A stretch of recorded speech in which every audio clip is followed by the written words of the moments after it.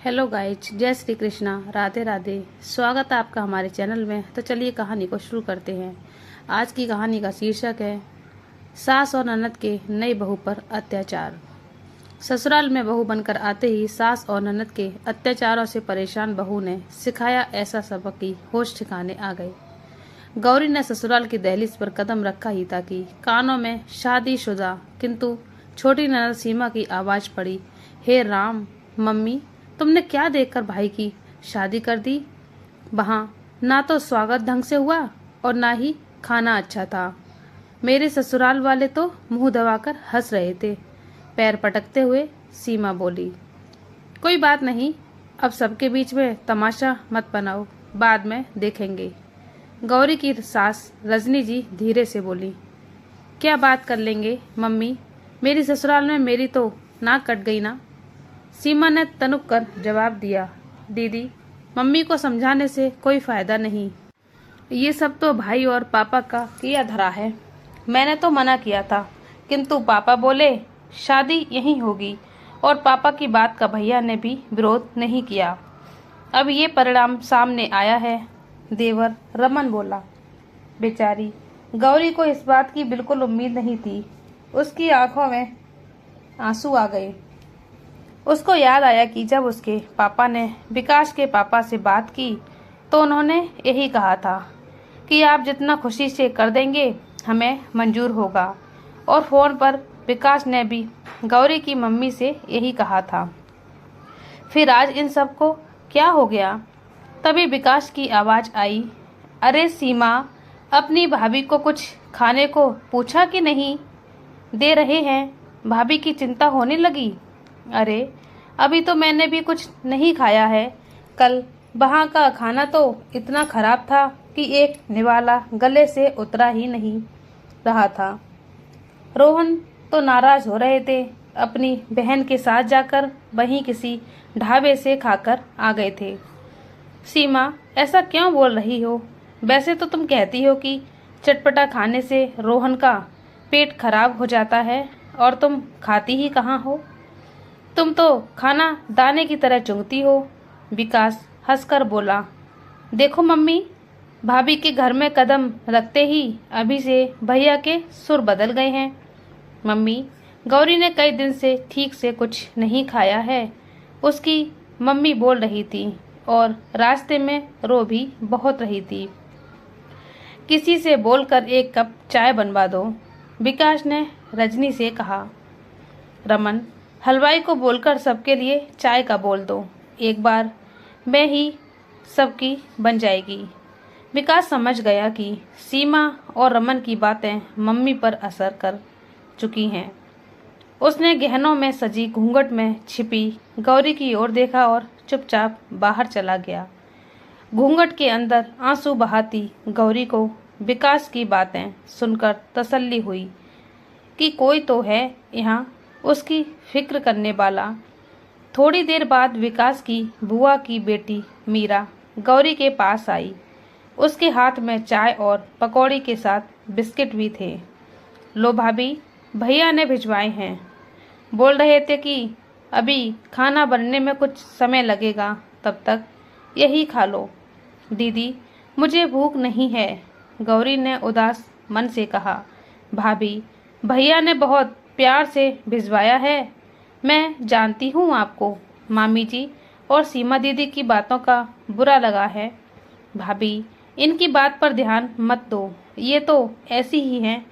पता है, एक बार मम्मी को भी बहुत भला बुरा कहा था मामी ने, तब से वो भी यहाँ नहीं आती हैं।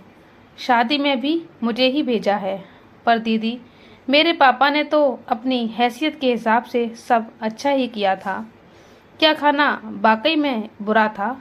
नहीं भाभी, खाना तो बहुत अच्छा था, पर जिसकी आदत होती है वो तो कुछ ना कुछ कमी निकाल ही देता है। अभी आप ये खा लीजिए और फिर कोई कुछ भी कहे, मामा जी और भैया तो कुछ नहीं कह रहे हैं ना? दीदी, मुझे यहाँ डर लग रहा है, बस यही लगता है कोई कुछ कह ना दे, गौरी बोली। भाभी, परेशान मत हो, अभी मैं 2-3 दिन यहाँ रहूंगी। किसी दिन मम्मी लेने मुझे आएंगी और आपको देखने के लिए भी मैं उन्हीं के साथ जाऊंगी। तब तक आपको किसी चीज़ की ज़रूरत हो तो मुझे बता देना। इतने में रजनी जी आ गई। मीरा भाभी के साथ बातें ही करती रहेगी या फिर आगे भी कुछ होगा? बाहर जाकर देखो, खाना शुरू हो गया है, खाने के लिए कोई छूट ना जाए। मामी जी, भाभी ने भी तो कल से कुछ नहीं खाया है, उनके लिए भी तो खाना लगवा दो। तुम्हारी भाभी इस घर की बहू है, जब तक बड़े नहीं खा लेते वो कैसे खा लेगी? ससुराल के कुछ तौर तरीके होते हैं, वो आने चाहिए। और फिर ये पकौड़ी चाय भी तो पेट में ही गया है। जी मामी जी। मीरा ने बहस करना उचित नहीं समझा और चुपचाप कमरे से बाहर चली गई। रजनी जी गौरी के पास आई और धीरे से बोली, तुम अभी नई आई हो, कौन कैसा है तुम्हें नहीं पता, थोड़ा सावधान रहना। सब तुम्हें मेरे और इस घर के खिलाफ भड़काने की कोशिश करेंगे, तुम इनकी बातों पर ध्यान मत देना। गौरी कुछ नहीं बोली, पर जब से आई थी सबकी सुन रही थी। रात हुई, गौरी को सोने के लिए एक चारपाई दे दी गई। पूरे दिन में कोई न कोई उसके पास आता रहा, किंतु सीमा और रमन एक बार भी उसके पास नहीं आए। शाम को खाना भी छोटी चाची ही देकर गई। पिछली 3 रातों से जागी गौरी चारपाई पर लेट गई, किंतु नींद आंखों से कोसों दूर थी। उसे अपने मम्मी पापा की याद आने लगी। मम्मी पापा से कह रही थी, देखिए इतनी छोटी सी पगार में हमने कैसे घर चलाया है, मैं ही जानती हूँ। दोनों बच्चों को पढ़ाना लिखाना ही मुश्किल था। उस पर भी गौरी की शादी के लिए भी जोड़ने की कोशिश की, तब जाकर के इतना कर पाए हैं। हमारे पास ज्यादा जमा पूंजी तो नहीं है, पर गौरी की शादी तो निपट ही जाएगी।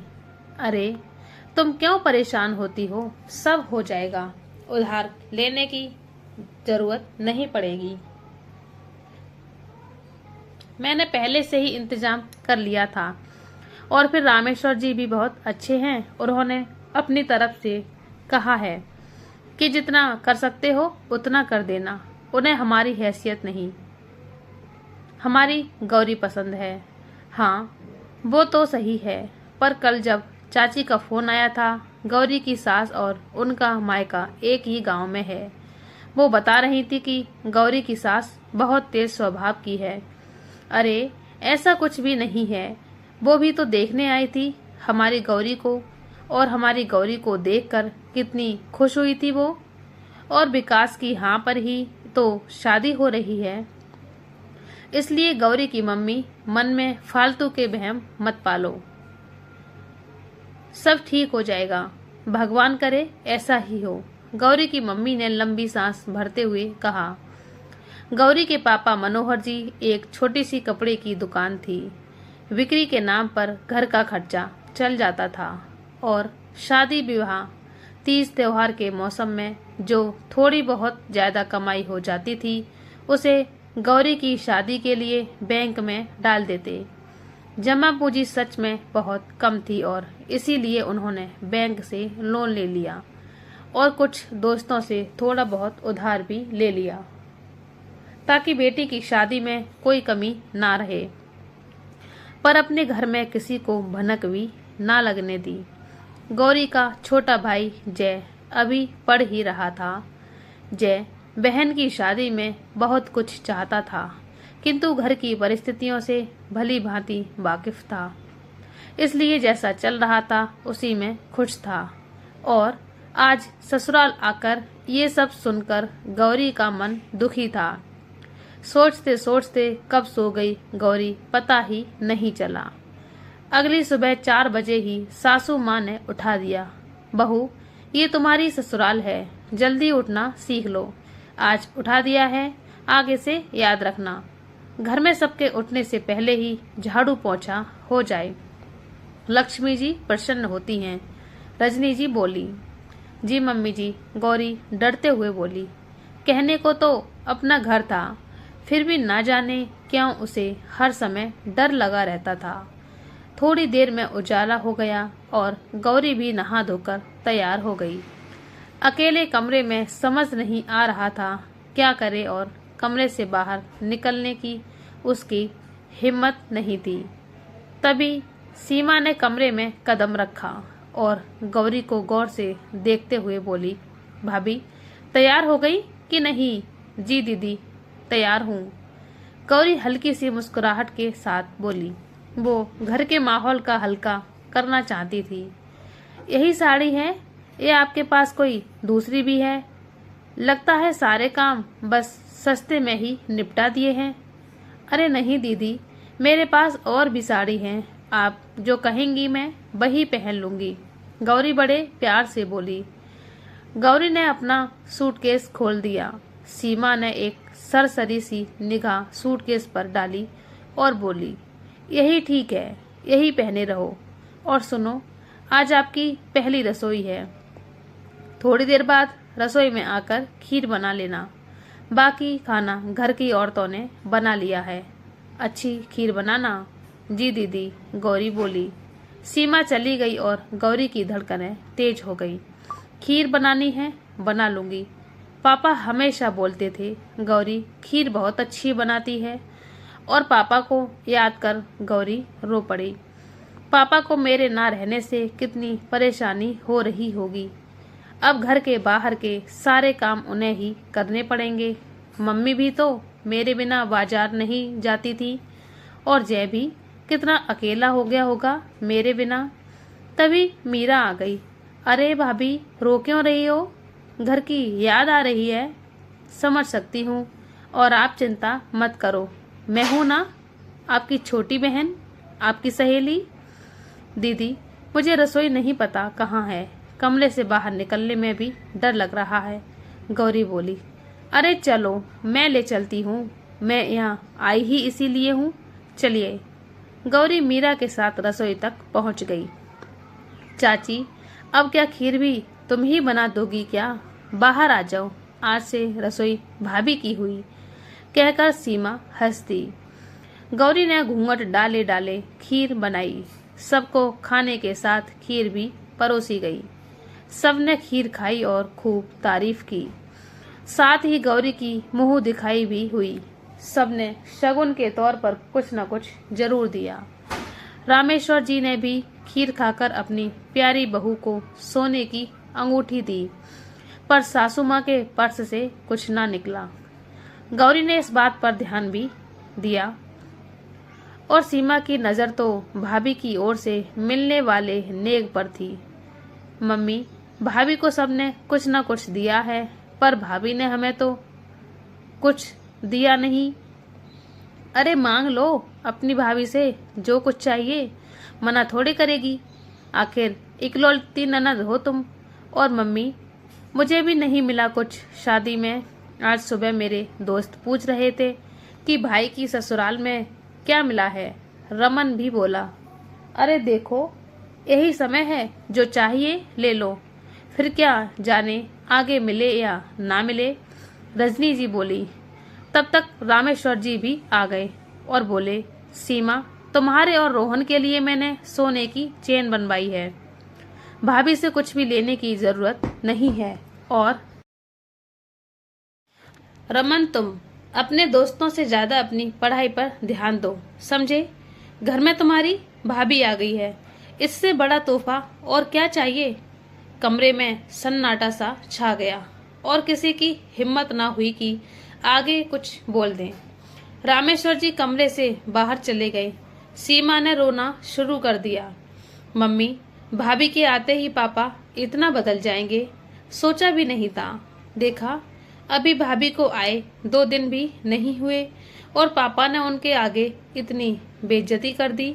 सीमा बोली, मुझे तो पहले ही पता था कि भाभी के आने के बाद पापा जी ऐसे ही पलटी मारेंगे। वैसे भी पापा को शुरू से ही भैया ही ज्यादा पसंद रहे हैं। गौरी को लगा कि उसका सिर फट जाएगा।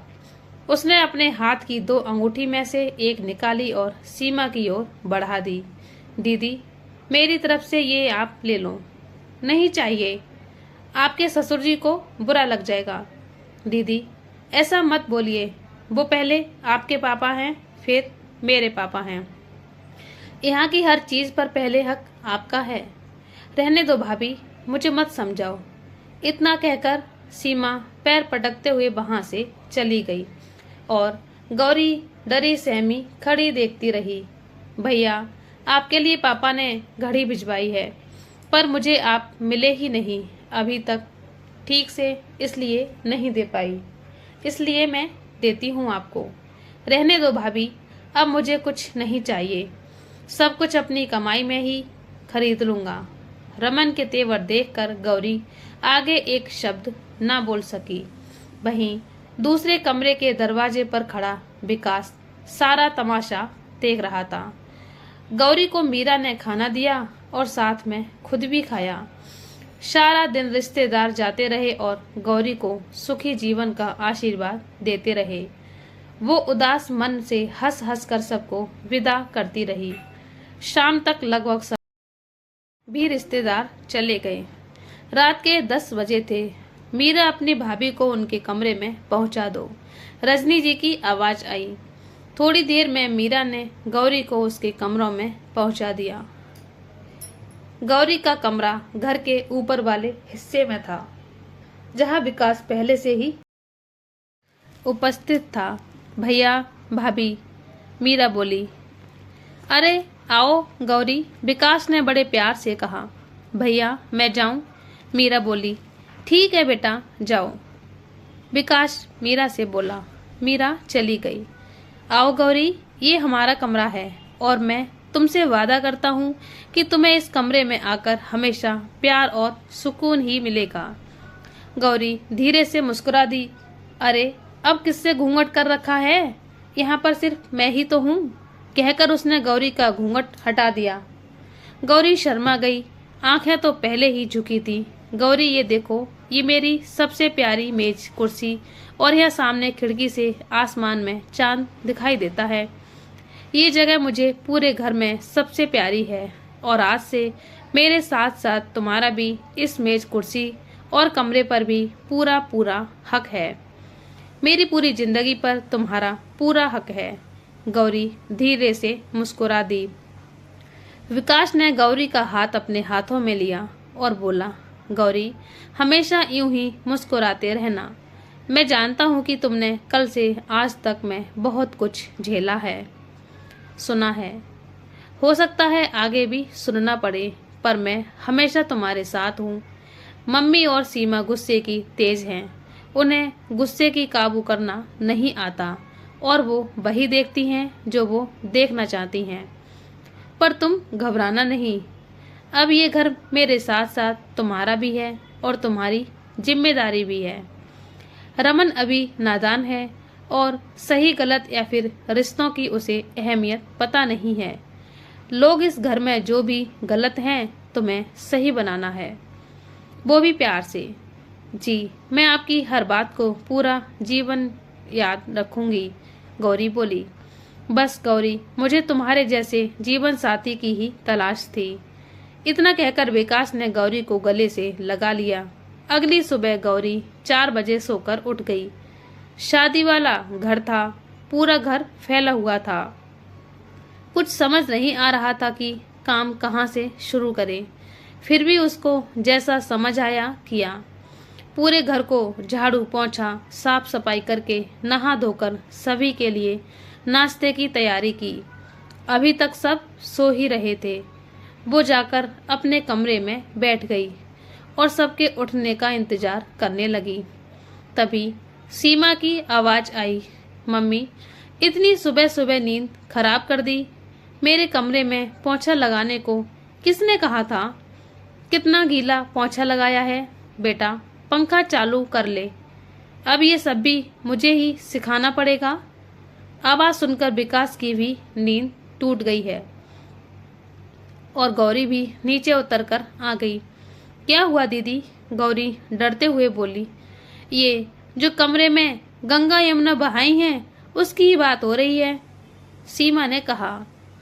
गौरी ने कमरे के फर्श पर नजर डाली और बोली, अभी सूख जाएगा दीदी, और आगे से मैं आपकी बात याद रखूंगी। ओ मम्मी, ये क्या बन रहा है? आज मुझे आलू के पराठे खाने हैं। मैं ये लौकी की सब्जी नाश्ते में नहीं खा सकता। गौरी रसोई की ओर भागी। भैया परेशान मत हो, मैं अभी बना देती हूँ। गौरी ने आलू उबालने को रख दिए। जल्दी जल्दी सबको नाश्ता बनाया। भाभी मुझे बताएं क्या करना है, मीरा आकर बोली। गौरी ने मुस्कुराते हुए कुछ न करने के लिए गर्दन हिला दी और बोली, कुछ नहीं दीदी, सारा काम हो गया है, आप भी नाश्ता कर लीजिए। ठीक है भाभी, आपके साथ ही कर लूँगी। अभी आप भैया को नाश्ता दे दीजिए और बर्तन मैं साफ कर दूंगी।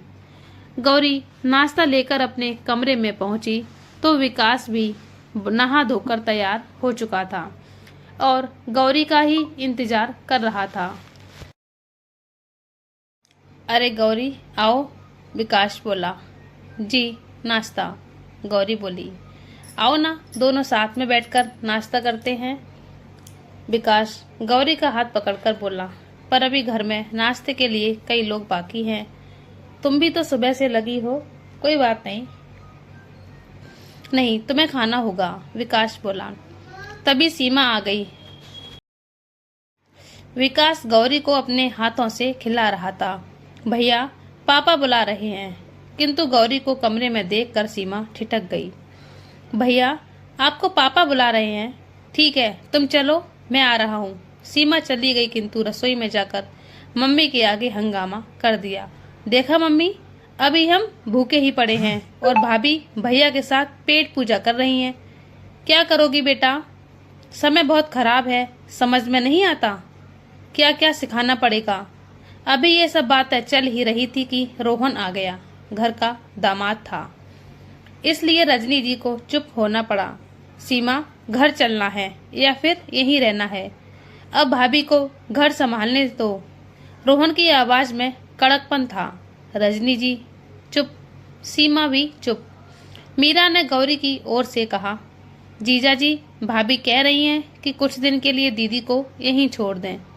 मीरा, बहुत दिनों से सीमा यहीं है, अभी जाने दो, अगली बार जल्दी ही ले आऊंगा। गौरी चुपचाप सुन रही थी।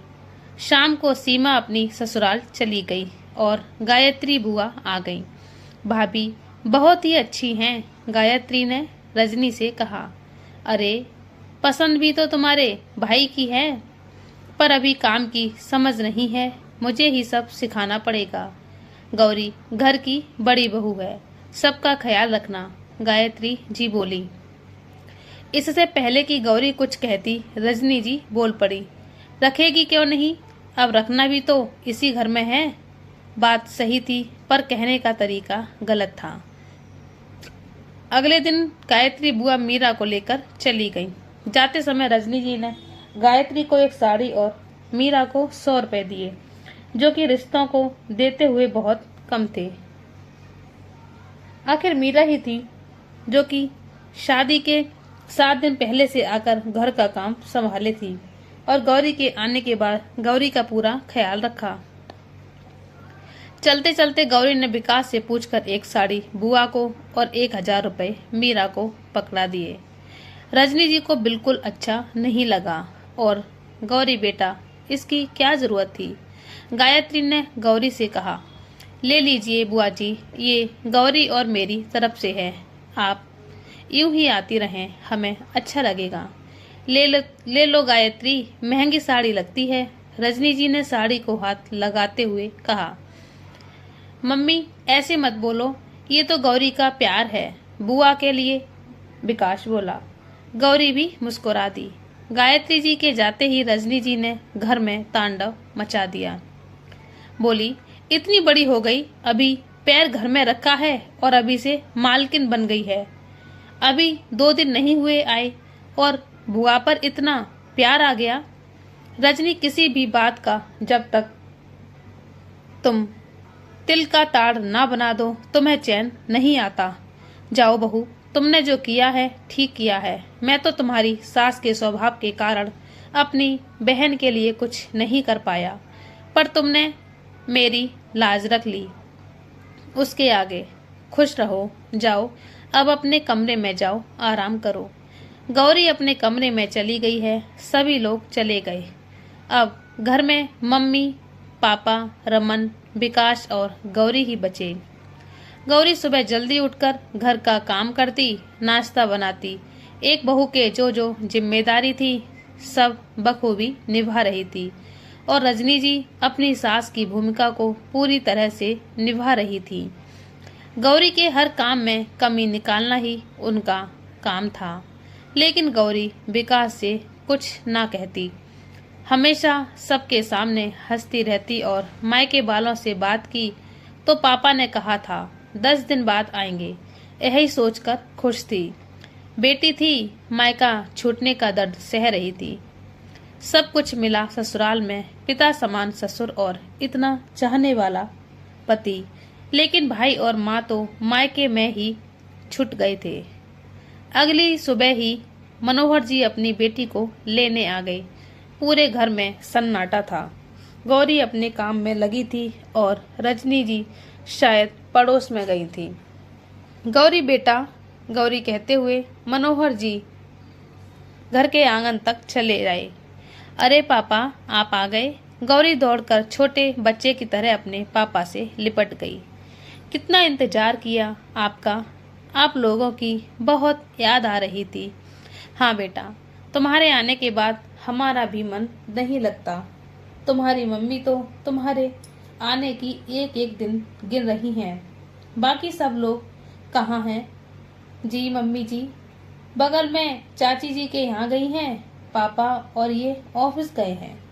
गौरी के पांव जमीन पर नहीं पड़ रहे थे।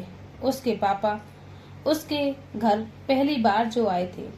खातिरदारी में कोई कमी नहीं रहने देना चाहती थी। अभी चाय नाश्ता चल ही रहा था कि रजनी जी आ गई। समधी जी को सामने देख रजनी के चेहरे पर कोई खास खुशी न दिखाई दी। नमस्ते भाभी जी, कैसी हैं आप? ठीक है, आप कब आए? बस थोड़ी देर पहले। भाभी जी, शादी में कोई शिकायत तो नहीं रही? अब भाई साहब ये बात ना करें, जो होना था हो गया, अब शिकायत से क्या फायदा। मनोहर जी चुप हो गए। भाई साहब आप आराम कीजिए, ये लोग तो शाम को ही मिलेंगे। जब तक अपनी बेटी से भी पूछ लीजिए, उसे तो कोई दिक्कत नहीं है। अरे आप लोगों के होते हुए उसे क्या दिक्कत होगी। रजनी जी अनसुना करके अपने कमरे में चली गईं। पापा जी चलिए मेरे कमरे में चलिए, वहाँ आराम कीजिए। गौरी मनोहर जी को अपने कमरे में लेकर चली गई। बेटा कोई परेशानी है क्या? चिंतित मनोहर जी ने गौरी से पूछा। नहीं पापा, कोई परेशानी नहीं है। पापा जी, मम्मी जी का स्वभाव ही ऐसा है। आपने जो भी किया अच्छा किया। गौरी मनोहर जी को परेशान देखकर उसने अपना दुख छुपा लिया। शाम को विकास और रामेश्वर जी के आने के बाद ही मनोहर जी सामान्य हुए। भाई साहब कुछ कमी रह गई हो तो माफ करना। अरे नहीं, आपने सब कुछ बहुत अच्छा किया था। हमारा सौभाग्य है कि आपकी इतनी सुशील बेटी हमारे घर की बहू बनी। जी, ये तो इसका भाग्य है। कहते हुए मनोहर जी ने रजनी जी की तरफ देखा तो वे मुंह बनाए खड़ी थी। भाई साहब, मैं गौरी को ले जाने आया हूँ। अगर 10-15 दिनों के लिए भेज देते तो हमें खुशी होगी। अरे क्यों नहीं, आप गौरी को ले जाइए, ये तो रिवाज है। अगले महीने की नवरात्रि में विकास गौरी को लेने आ जाएगा। क्यों, इतना ठीक है ना? नवरात्र के तो करीब 20 दिन हैं। इतने दिनों के लिए गौरी चली जाएगी तो मुश्किल हो जाएगी। मेरे से अब काम होता नहीं है, इसलिए 10 दिन से ज़्यादा नहीं। अब उसकी शादी हो चुकी है, उसे अपना घर पहले देखना है। ठीक है भाभी जी, जैसा आप उचित समझें। गौरी बेटा जाओ, तैयारी कर लो, कल सुबह जाना है ना। गौरी अपने कमरे में आ गई। पीछे पीछे विकास भी आ गया। तो फिर कल जा रही हो? हाँ, जल्दी आना, तुम्हारे बिना घर में अच्छा नहीं लगेगा। जी जल्दी आ जाएंगे। गौरी, यहाँ जो भी मम्मी ने कहा अपने घर जाकर पापा से मत कहना, वो दुखी हो जाएंगे। जी नहीं कहूँगी, विश्वास कीजिए। अगले दिन गौरी अपने मायके आ गई। मम्मी पापा ने ससुराल में क्या हुआ जानने की कोशिश की और गौरी अपनी बातों से एहसास दिलाती रही कि सब ठीक रहा। 10 दिन बाद विकास लेने पहुंच गया और गौरी एक बार फिर अपने ससुराल आ गई। और फिर वही रोज के उल्हाने और छोटी छोटी बातों पर मायके के ताने। गौरी सब कुछ सुनती रही और उसी सेवा भाव से सेवा करती रही। जब सीमा आ जाती तो उसकी परेशानी और बढ़ जाती, लेकिन विकास और रामेश्वर जी के प्यार से सब भूली रहती। इसी तरह शादी के 3 साल हो गए और गौरी एक बच्चे की माँ बन गई। लेकिन ससुराल में उसकी परेशानियां कम ना हुई। एक दिन वो भी आया जब रामेश्वर जी इस दुनिया को छोड़कर चल दिए। अब तो रजनी जी के जुल्म और बढ़ गए। विकास भी सब चुपचाप देखता, किंतु माँ को जवाब नहीं देता, उल्टा गौरी को ही समझाकर चुप करा देता। और इन सब का नतीजा ये हुआ कि गौरी पढ़ी लिखी हो करके भी अनपढ़ वाली जिंदगी जीने लगी। गौरी 2-2 साल तक मायके भी नहीं जाती, रात दिन घर के कामों में लगी रहती। अब विकास के प्यार में भी वो गर्मजोशी नहीं रही। कभी गौरी को पास बैठाकर ये भी न पूछता कि तुम्हें क्या चाहिए या कोई दुख या तकलीफ है। पढ़ी लिखी गौरी अब जुबान वाली भी हो चुकी थी। जुबान तो थी, किंतु गलत को गलत कहने की हिम्मत खो चुकी थी। गौरी किसी से कोई शिकायत नहीं करती थी। गौरी का बेटा आर्य सारा दिन दादी के पास रहता। आर्य आखिर रजनी जी के कुल का दीपक था, इसलिए उसे सीने से लगाए घूमती थी। असर ये हुआ कि आर्य भी दादी की जुबान बोलने लगा। शुरू में तो सब हंसी में चला गया, लेकिन धीरे धीरे आर्य बदतमीज हो गया। अपनी माँ के खिलाफ रजनी जी का साथ देता और विकास इसे दादी पोते का प्रेम समझ चुप रहता। और यदि कभी कुछ कहता भी तो रजनी जी आर्य का पक्ष ले लेती। समय बीतता गया। रमन की शादी हुई और गौरी जेठानी बन गई। रमन की पत्नी रीमा पहले ही दिन से गौरी की हालत देखकर सतर्क हो गई। वो गौरी की बहुत इज्जत करती, किंतु रजनी जी को तनिक भी भाव नहीं देती और रजनी जी उसके जवाब सुन सुनकर चुप हो गई। रजनी जी की रीमा को कुछ कहने की हिम्मत न होती और सारा गुस्सा गौरी पर उतारती। और बस इसी तरह से एक लंबा समय कैसे गुजर गया पता ही नहीं चला और आर्य जवान हो गया। गौरी की उम्र अब सास की जिम्मेदारी निभाने वाली थी। आर्य की नौकरी लग चुकी थी और अब उसके लिए सभ्य सुशील कन्या की तलाश थी। बहुत जल्दी ही तलाश पूरी हुई और गौरी सास बन गई। घर रिश्तेदारों से भरा पड़ा था। गौरी दौड़ दौड़ कर पूरे घर का काम निपटा रही थी। उसे देखकर लगता ही नहीं था कि आज उसके बेटे की बारात सजने वाली थी। आज उसका बेटा दूल्हा बनने जा रहा था। सीमा और मीरा भी अपने पति और बच्चों के साथ आई थी। सीमा आज भी वही 30 साल वाली सीमा थी। स्वभाव में बिल्कुल परिवर्तन नहीं आया था। गौरी उसके लिए आज भी नौकरानी से ज्यादा कुछ नहीं थी और रीमा ने सीमा को कभी घर का सदस्य नहीं समझा। और तो और अब तो रमन भी रीमा के इशारों पर ही चलता। रीमा के 2 बच्चे थे जो गौरी ने ही पाले थे और बच्चे भी बड़ी माँ कहते ना थकते थे। हर तरफ गौरी गौरी की ही पुकार थी। मीरा भी गौरी के साथ काम में तो लगी थी। तभी जोर से आवाज आई, गौरी अभी कितना समय लगेगा तुमको? सारा दिन काम ही नहीं खत्म होता। आवाज विकास की थी। आ रही हूँ। गौरी अपने कमरे की ओर भागी, पर अब उसमें पहले वाली ताकत नहीं बची थी और वो लड़खड़ा कर गिरते गिरते बची। संभल कर दीदी, गिर जाओगी, रीमा बोली। गौरी हंस दी। इतने साल हो गए शादी को, लेकिन आज भी भैया छोटी छोटी चीज़ों के लिए आप पर ही निर्भर हैं। उन्हें समझना चाहिए कि अब आपकी पहले वाली उम्र नहीं रही।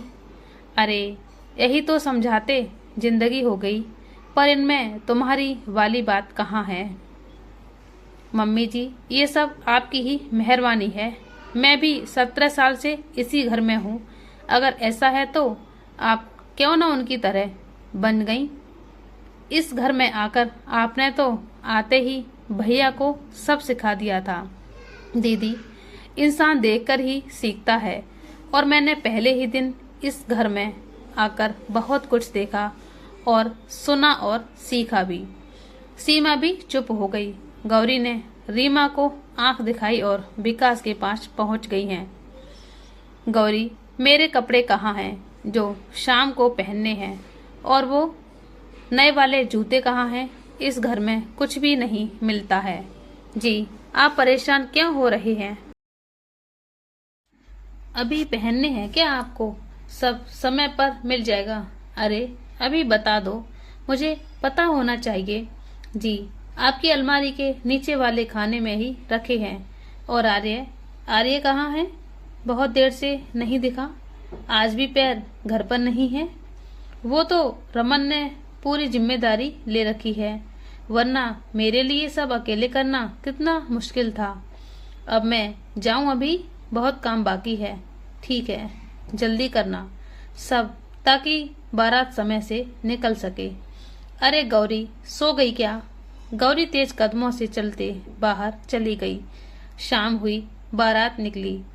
आर्य को दूल्हे के रूप में देखकर गौरी की आंखों में आंसू आ गए।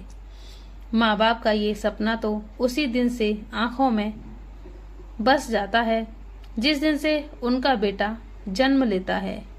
गौरी भी अपने लाल को देख बहुत खुश थी, किंतु आर्य अपनी सारी खुशी अपनी दादी के साथ साझा कर रहा था। अगले दिन सुबह आर्य अपनी दुल्हन ले आया। दरवाजे पर अपने बेटे की पत्नी रूही को देखकर गौरी को अपने दिन याद आ गए, जिस दिन उसने बहू बनकर इस घर में कदम रखा था। एक पर अच्छा याद करने के लिए क्या था, उसे वो सारी बातें याद आ गईं कि उसके साथ रजनी जी ने क्या क्या व्यवहार किया था। सीमा ने उसे और उसके घरवालों को क्या क्या नहीं कहा था। अगर पापा और विकास ना होते तो उसका क्या होता। गौरी की आंखों में आंसू आ गए और कसम खा ली कि जो भी उसने सहा है आपकी बहू को नहीं सहने देगी। दीदी, क्या सोच रही हो? तुम्हारी बहू आई है, चलो आरती उतार दो दीदी, रीमा बोली। अभी गौरी आगे बढ़ी ही थी कि रजनी जी और सीमा ने आरती की थाली उठाई और आगे बढ़ गई। आज तो मम्मी भी दादी सास बन गई हैं, तो आरती मम्मी उतारेंगी। रीमा ने सीमा को पीछे पकड़ करके खींच लिया। नहीं दीदी, अब ये नहीं, ये हक गौरी दीदी का है और ये काम वही करेंगी। और आप भी कोशिश करें कि हमारे घर में हमें क्या करना है ये हमें ही निर्णय लेने दें। रीमा सोच समझ कर बोलो। सीमा इस घर की बेटी है, रजनी जी चिल्लाकर बोली। तो फिर मम्मी जी, इन्हें भी ये बात याद रखनी होगी कि ये इस घर की बेटी हैं। रीमा, पागल हो गई हो क्या, जो बोले जा रही हो? गौरी बोली। भाभी, क्या कर रही हो? आर्य और रूही दरवाजे पर अंदर आने का इंतजार कर रहे हैं और आप लोग अभी तक निश्चित नहीं कर पाए। चलो गौरी दीदी, कहकर एक हाथ में थाली लेकर और दूसरे हाथ में गौरी को खींचते हुए बाहर की ओर चल दी। रजनी जी और सीमा उसे देखती रह गईं। गौरी ने बहू की आरती उतारी और अंदर ले आई। रीमा, बहू के कपड़े बदलवाकर उसके खाने का इंतजाम करो। जी दीदी, कहकर रीमा जैसे ही आंगन की तरफ आई, तो देखा आर्य सीमा और रजनी जी के साथ बैठा हुआ था। चाची जी, मम्मी कहाँ हैं? क्यों, क्या हुआ? मुझे उनसे बात करनी है। क्या बात करनी है? उन्होंने बुआ और दादी से क्यों ऐसे बात की? कैसे बात की? और फिर जो बात की मैंने की, इसलिए जो पूछना है मुझसे पूछो। चाची जी, आपको कभी मम्मी की गलती नहीं दिखती। गलती की तो बात ना करो लल्ला, हमें भी दीदी शुरू से ही गलत लगी। बस सब नजरिए की बात है। आर्य को कोई जवाब ना सूझा। रीमा रूही के लिए खाना लेने चली गई। अगले दिन लगभग सारे रिश्तेदार चले गए। सब कुछ सामान्य सा रहा। रूही की मुंह दिखाई हुई, जिसको जो लगा ठीक ठीक लगा दिया। लेकिन गौरी के पास अपनी लाडली बहू को देने के लिए कुछ नहीं था। शादी में ज्यादा कुछ मिला नहीं था। जो भी था वो बरसों पहले ही रजनी ने ले लिया था और अब उसमें हिम्मत नहीं थी कि कुछ वापस मांगे। विकास से एक दो बार कहा तो सब कुछ तो उन्हीं का है, कहकर बात को टाल दिया था। आज बेचारी लाचार थी और अपनी इस लाचारी पर शर्मिंदा भी हो रही थी। भाभी, बहू को क्या दे रही हो? सीमा ने सबके सामने कहा। गौरी के पास कोई जवाब नहीं था, लेकिन कुछ देना ही था। एकमात्र सोने की बालियां ही थी, जिनके कारण पूरी शादी में उसकी इज्जत बची हुई थी। उन बालियों को उतार कर उसने रूही के हाथों पे मुंह दिखाई की रस्म में रख दिया। कुछ देर बाद खटपट की आवाज आ रही थी। घड़ी में देखा तो 5 बज रहे थे। उठकर रसोई में गई तो देखा गौरी काम में लगी थी। दीदी, अब आप रसोई में क्या कर रही हैं? अब आपके आराम के दिन हैं दीदी, छोड़िए ये काम। अब ये सब रूही की जिम्मेदारी है। अरे तो क्या हुआ? एकदम से सारी जिम्मेदार डालना भी तो ठीक नहीं है। अभी अभी तो शादी हुई है, अपने ही घर में तो आई है, फिर बहू होने के बंधन कैसे? पर दीदी, अरे तुम हो ना मेरे साथ, तुम भी तो इस घर में एक दिन नहीं आई थी और तुमने ही मुझे सबसे ज्यादा समझा। ठीक है दीदी, मैं तो हमेशा आपके साथ हूँ। रूही 8 बजे सोकर उठी। तब तक नाश्ता पानी सब हो चुका था। दीदी, बहू को इतना आराम तो हमने भी अपनी ससुराल में नहीं किया, रीमा बोली। गौरी मुस्कुरा दी। रूही ने भी सास के प्यार का खूब फायदा उठाया। जब मन होता सोती, जब मन होता उठती। आर्य के सुबह ऑफिस जाने से उसका कोई लेना देना नहीं था। गौरी पहले ही की तरह सारा दिन काम में लगी रहती। रूही और रजनी जी सारा दिन बैठकर बातचीत में लगी रहती। रीमा को बहुत गुस्सा आता, लेकिन रूही को रीमा के गुस्से का कोई असर नहीं पड़ता।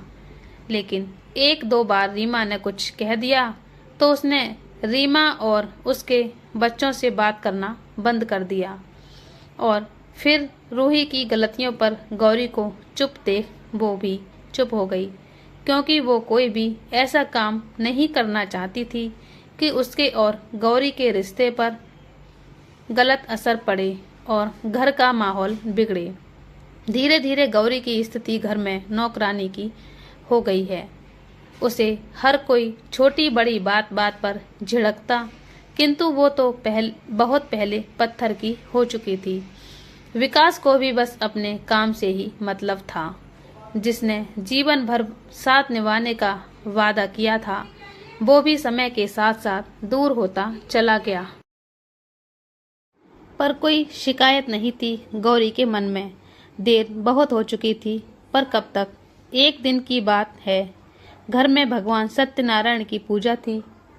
सीमा भी आई हुई थी, पंडित जी भी आ चुके थे। पूजा में आर्य और रूही को बैठना था। गौरी और रीमा ने मिलकर सारा काम निपटाया। रूही अपने रोज वाले समय पर ही उठी। रजनी जी और सीमा जी तो किसी काम को हाथ नहीं लगाती थी। रूही, जल्दी बाहर आओ, पूजा का समय हो गया है। गौरी ने आवाज लगाई।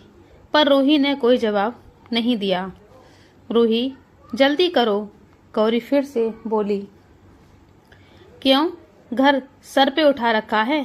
एक बार में सुन लिया, रूही ने झल्लाते हुए जवाब दिया। रूही, कैसे जवाब दे रही हो? सास है वो तुम्हारी, माँ के समान है। रीमा ने सबकी ओर देखते हुए धीरे से कहा। चाची जी, आप चुप रहिए, ये मेरे और इनके बीच की बात है, रूही ने जवाब दिया। गौरी की आंखों में आंसू आ गए। दीदी, क्या आप अब भी चुप रहेंगी? रीमा ने रोते हुए कहा। मम्मी जी तो हमेशा ही चुप रहती हैं, सारी आग तो आप ही लगाती हैं। रजनी और सीमा एक दूसरे को देख धीरे से मुस्कुरा रही थी। विकास के मुंह से कुछ ना निकला और घर के बाहर चला गया। विकास को बिना कुछ बोले जाते देख रमन को बहुत गुस्सा आया। सारी जिंदगी रीमा ने गौरी का साथ दिया, किसी ने भी गौरी को कुछ कहा तो रीमा ढाल बनकर खड़ी रही। किंतु आज जब रूही और आर्य रीमा से बदतमीजी से बात कर रहे थे, तब भी विकास और गौरी चुप थे। रमन से बर्दाश्त ना हुआ और जोर से चिल्लाया, बस आर्य, अब एक शब्द नहीं। तुम भैया भाभी से चाहें जैसे बात करो, पर रीमा से ऐसी बदतमीजी मैं बर्दाश्त नहीं करूँगा। रीमा, अब हम इस घर में नहीं रहेंगे। भाभी सही गलत की परिभाषा ही भूल चुकी हैं। सारी जिंदगी तुमने इनका साथ दिया और आज बदले में ये मिल रहा है। रीमा रोते हुए अपने कमरे में चल दी। रुको रीमा, गौरी जोर से चिल्लाई। रीमा रोते हुए गौरी को देखने लगी। अभी और कुछ बाकी है क्या? सीमा बोली। बस सीमा, अब और नहीं। मैंने सारी जिंदगी तुम्हारी इज्जत की, इसका मतलब ये नहीं कि मुझे कुछ बुरा नहीं लगता। पहले दिन से ही मैंने तुम्हें बड़ी बहन की तरह माना और आपने मेरी भावनाओं का गलत फ़ायदा उठाया। आप सारी जिंदगी मम्मी को मेरे खिलाफ बोलती रही हैं, मैं सब सुनती रही, कभी आपको या घर के किसी सदस्य को जवाब नहीं दिया। पता है क्योंकि मैंने तुम्हारे भैया से पहले दिन वादा किया था कि कोई कुछ भी कहे मैं चुप रहूंगी, घर में कलह नहीं होने दूंगी। आपके भैया ने भी वादा किया था कि इसके बदले में वो मुझे बहुत प्यार देंगे।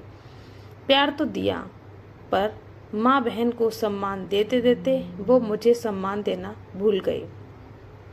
घर में एक पति ही होता है जो चाहे तो अपनी पत्नी को घर के बाकी सदस्यों से सम्मान दिलवा सकता है, और यदि पति पत्नी की परवाह नहीं करता है तो बाकी रिश्ते भी उस पर हावी होने लगते हैं।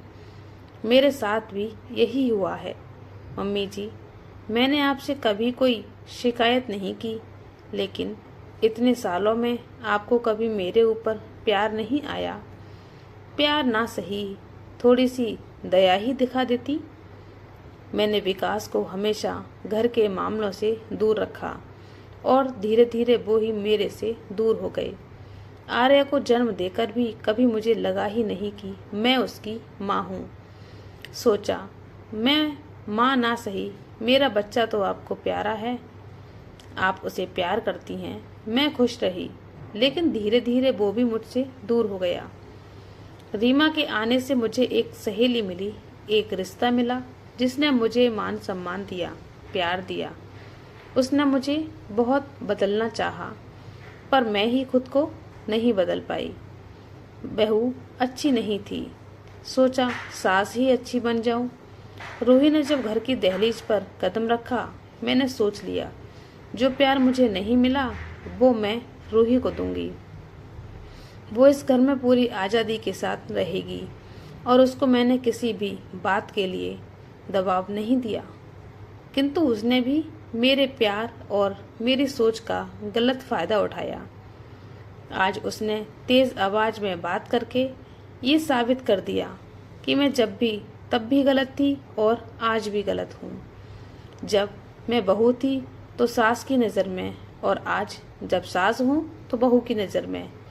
नहीं मम्मी, हर बार गलत नहीं है हम, अब बस रीमा, रमन कहीं नहीं जाएंगे, और अगर कोई और अपनी खुशी से जाना चाहे तो जा सकता है। मम्मी देखा, बरसों बाद जुबान खुली है तो कितना जहर उगल रही है। बस सीमा, बहुत हुआ। आज तक मैंने कुछ नहीं कहा, विकास बोला, जो कि दरवाजे के पीछे से गौरी की बातें सुन रहा था। गौरी, मुझे माफ कर दो। मैं सच में भूल चुका था कि मैंने तुमसे वादा किया था कि मैं तुम्हें बहुत प्यार दूंगा, पर शिकायत भी है कि तुमने भी कभी अपने अधिकारों के लिए आवाज नहीं उठाई। और आर्य, आज की पूजा में तुम दोनों नहीं बल्कि मैं और गौरी बैठेंगे। रीमा, तुमने सारी जिंदगी समझदारी से काम लिया और आज घर छोड़कर चल दी, वो भी रमन के कहने पर, जो खुद ही हर काम तुमसे पूछ करके करता है। चलो बैठो यहीं। और रमन भी वहीं बैठ गया। रूही और आर्य भी पूजा में बैठ गए। पूजा संपन्न हुई। गौरी उठकर रसोई की ओर जाने लगी तो आर्य बोला, रूही, मम्मी के साथ जाकर रसोई का काम देखो। मम्मी, आज से आप रूही को काम बताएं और आप दादी के साथ बैठकर आराम करें। चाची जी, हमें माफ कर दीजिए, कहकर रमन ने घर के सभी लोगों के पैर छू लिए। किसी के मन में कोई गिला शिकवा नहीं था। दोस्तों, चुप रहना अच्छी बात है। चुप रहकर बड़े से बड़े झगड़े को खत्म किया जा सकता है। चुप रहकर घर को बिखरने से भी बचाया जा सकता है। लेकिन जब सवाल अपने खत्म होते अस्तित्व का हो, आपका मान सम्मान दांव पर लगा हो, तो चुप रहना मूर्खता है। सही समय पर सही बात के लिए आवाज उठाना ही हमारे बुद्धिजीवी होने की निशानी है। तो दोस्तों, ये कहानी आपको कैसी लगी हमें कमेंट करके जरूर बताना। और आप हमारे चैनल पर नए हैं तो हमारे चैनल को सब्सक्राइब करके थोड़ा हमें सपोर्ट कर दीजिए। बेल आइकन को दबा दीजिए ताकि हमारी कहानी का नोटिफिकेशन आपको मिलता रहेगा। कहानी को पूरा देखने के लिए धन्यवाद।